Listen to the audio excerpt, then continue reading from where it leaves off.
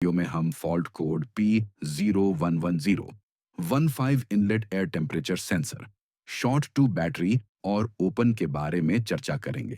इसका मतलब है व्हीकल में ईसीएम को इनलेट एयर टेम्परेचर सेंसर से गलत या कोई सिग्नल नहीं मिल रहा है, या तो इनलेट एयर टेम्परेचर सेंसर और ईसीयू के बीच की वायरिंग का कनेक्शन खुल गया है या वायरिंग कट गया है।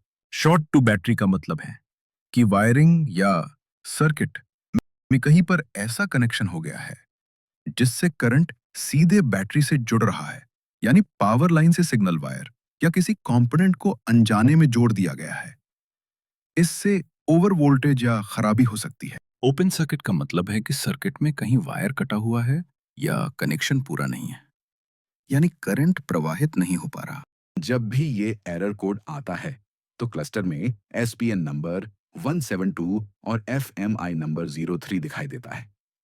इंस्ट्रूमेंट क्लस्टर में MIL 15 सेकंड के लिए ऑन होता है।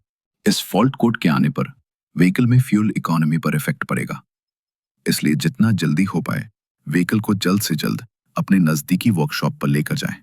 अब हम देखेंगे कि ये फॉल्ट कोड आने के क्या-क्या कारण हो सकते हैं। IAT सेंसर के अंदर का थर्मिस्टर डैमेज हो सकता है, वायरिंग लूज, टूटे हुए वायर, शॉर्ट सर्किट से सेंसर सिग्नल में गड़बड़ी हो सकती है। अगर ये सब कुछ सही है, फिर भी फॉल्ट कोड आ रहा है, तो उसके बाद ही हम आगे के डायग्नोसिस पर जाएंगे।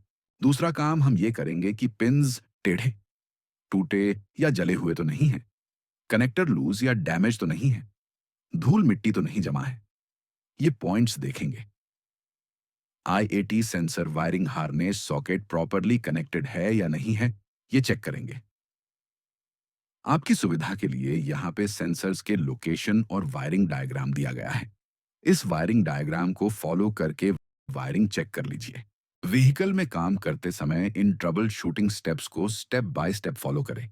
कंफर्मेशन के लिए व्हीकल को आइडल कंडीशन में रखते हुए TDS में व्हीकल पैरामीटर में जाकर इनलेट एयर टेम्परेचर सेंसर को सिलेक्ट करके वैल्यू चेक करना है कि वैल्यू लिमिट में है या नहीं। अगर वैल्यू लिमिट में है तो आपका इशू रिजॉल्व हो चुका है।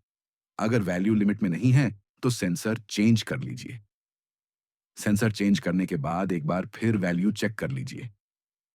ये सभी स्टेप करने के बाद आप देखेंगे कि फॉल्ट कोड और इंस्ट्रूमेंट क्लस्टर में से MIL चला जाएगा।